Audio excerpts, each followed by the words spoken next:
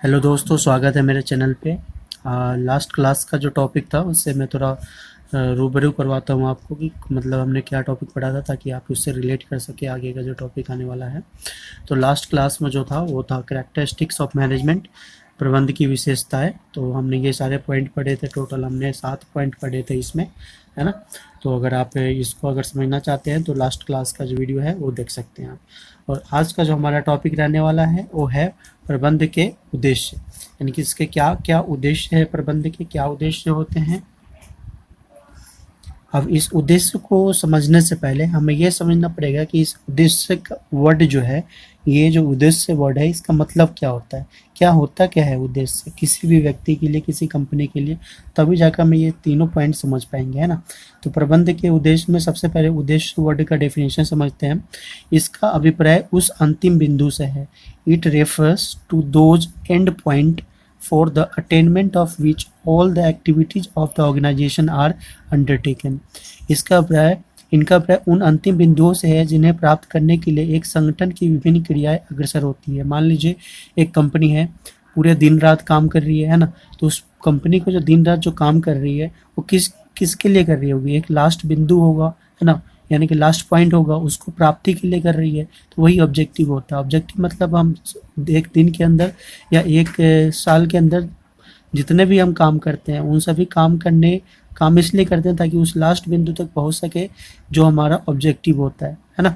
मान लीजिए आप 100 मीटर की रनिंग कर रहे हैं, तो आपने फर्स्ट स्टेप लिया और दौड़ते गए कहाँ पहुँच गए, 100 मीटर पर लास्ट पॉइंट पर पहुँच गए।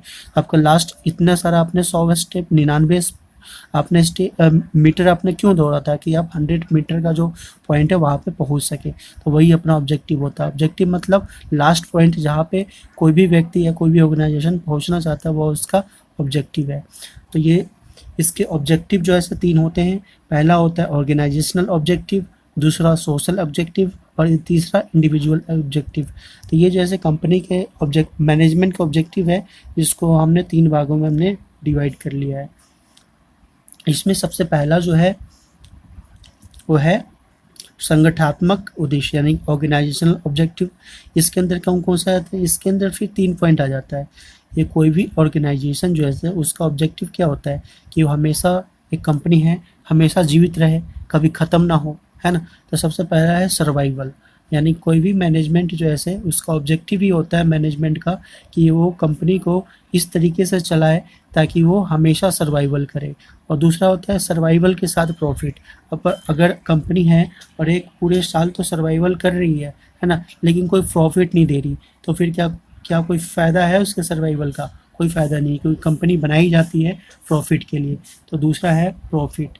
तीसरा है ग्रोथ इन द सेंस कि अगर कंपनी 100 करोड़ कमा रही है तो हमेशा मैनेजमेंट का यही ऑब्जेक्टिव रहता है कि अगले साल यानी अगले फाइनेंशियल ईयर में वो प्रॉफिट जो है उसका ज़्यादा हो, बढ़े, और उसका जो प्रोडक्शन का जो लेवल है वो भी बढ़े। अभी 400 टन अगर कोई चीज़ का उत्पादन कर रहा है तो अगले फाइनेंशियल ईयर में वो 500-600 टन का जो है वो उत्पादन करे। ये ग्रोथ होता है ना। तो यानी कि जो संगठनात्मक उद्देश्य है उसके अंदर 3 आ जाता है, यानी ऑर्गेनाइजेशनल उद्देश्य के अंदर 3 आते हैं कि सर्वाइवल, हमेशा सर्वाइव करे, दूसरा कि हमेशा प्रॉफिट अर्न करे, है ना, और तीसरा ग्रोथ। यानी कि इन तीनों चीज़ों को ध्यान में रखकर हमेशा मैनेजमेंट जो है कोई भी डिसीजन लेता है कि इन तीनों चीज़ों को वो लंबे समय तक बनाए रखे और बढ़ाते रहें, है ना। और अगला आता है कि अगर मान लीजिए एक कोई भी कंपनी जो है कहाँ रहती है, कि वो रहती है समाज में, है ना। तो उसका समाज के प्रति भी एक रिस्पॉन्सिबिलिटी बनती है। उसे हम कहते हैं सोशल ऑब्जेक्टिव, है ना। कि एक मैनेजमेंट जो एक मैनेजर होता है उसका बस यही ऑब्जेक्टिव नहीं होता कि वो ऑर्गेनाइजेशन के बारे में ही सोचे, बल्कि वो जिस समाज में रह रहा है उस समाज के बारे में भी सोचे। तो वो जो समाज के बारे में जो सोचता है, वो उसका जो ऑब्जेक्टिव है, उसका समाज के लिए जो ऑब्जेक्टिव है, समाज के लिए जो काम करता है, मैनेजमेंट जो करता है, उसमें उसको ये सोच समझ के करता है कि कुछ समाज को भी उसको बेनिफिट हो, है ना। तो उसका उद्देश्य होता है सब समाज के प्रति रोजगार उपलब्ध कराना, वातावरण को दूषित होने से बचाना। मैनेजर एक हमेशा चाहता है कि वो एक नए मशीनों का प्रयोग करे ताकि वो कम दूषित कर सके वातावरण को, क्योंकि अंत में उसे इसी जगह रहना है, इसी पृथ्वी पर रहना है, तो वो चाहता है कि इस पृथ्वी को भी हम और इस समाज को भी हम दूषित होने से बचाएं। जीवन स्तर के सुधार में योगदान, एक कंपनी क्या करता है, लोगों को रोजगार देता है, उससे उनके पास पैसा जाते हैं, पैसा आता है तो उनका जीवन स्तर, उनका जीने का जो तरीका है उसमें बहुत ही सुधार होता है। अब हम एक वर्ड आता है यहाँ पे इसी के अंदर CSR। CSR वर्ड को मैं इस टॉपिक में तो, हाँ, इस टॉपिक से रिलेटेड आप ये समझ लीजिए, सोशल ऑब्जेक्टिव जो होता है उसके अंदर कंपनी जो ऐसा है हमेशा CSR जो ऐसे खर्च करती है। CSR क्या होता है, कॉर्पोरेट सोशल रिस्पॉन्सिबिलिटी। कॉर्पोरेट यानी कि कंपनीज जो जितने भी है उनका एक सोशल रिस्पॉन्सिबिलिटी होता है, उसके तहत उनको अपने प्रॉफिट का कुछ परसेंट जो है से समाज के लिए, वेलफेयर के लिए खर्च करना पड़ता है।